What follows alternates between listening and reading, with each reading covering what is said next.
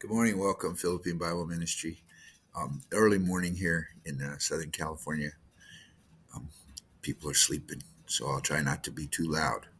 Anyway, this morning I want to talk to you guys about the title for this little thing. Hopefully, it'll be short. Is looking for lifeboats. So it's from Acts 27:28, and the story. If you don't know the story, Paul is being taken to Rome, um, where he will end his life, and he's purposely going there. It's part of his God called them to do. So they're on their way, and they're on a ship, and they come into some violent storms, and they're gonna looks like they're gonna perish. It looks like the ship's going under. The ship is not gonna make it, and so the guards have a plan to kill all the prisoners. Paul being one of them. Because in those days, if you were a Roman soldier and you were guarding prisoners and they escaped, then your life was to be forfeit. So they would be killed. So yeah, we'll just kill these prisoners and they can't escape. Oh well, too bad, so sad. Um, so the Lord gave Paul a word, gave him a message, and Paul stood up and said, "Okay, guys, this is what we're going to do. We don't have to kill us because we're all going to be alive and we're all going to be together. So God's going to save our lives, but I want everybody to eat a big meal, throw everything overboard, including to cut off all the lifeboats, and just wait. And then when the ship breaks up on the rocks, we'll everybody grab a piece of wood or something, and we'll all get to shore." And they did it, which is the to me that's like one of the most that's like the most amazing part of the story. They go, "Oh, okay."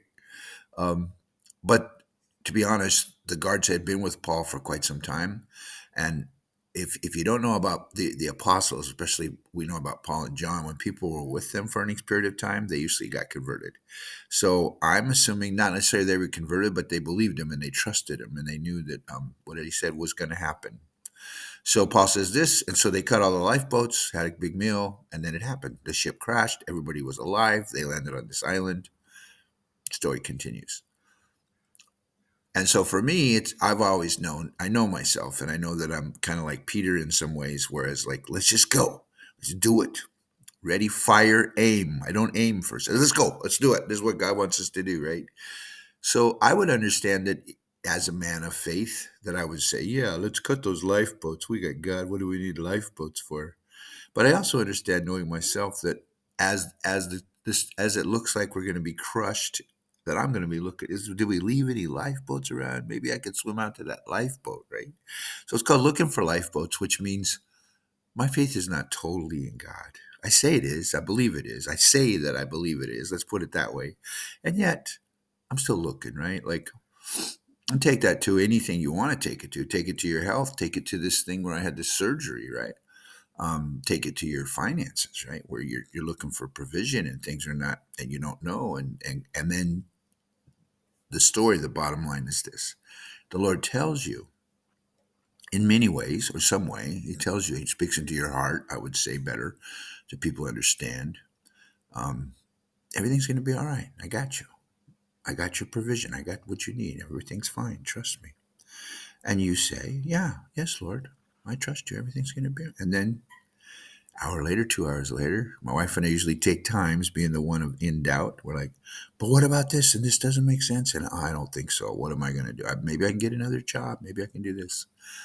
So the idea is to trust the Lord and don't be looking for lifeboats. So that's pretty much it. Short and sweet. God bless you guys. Hope you're having a great new year. We're really missing the Philippines, actually. We're missing everything. I'm missing the teaching. I'm missing all that.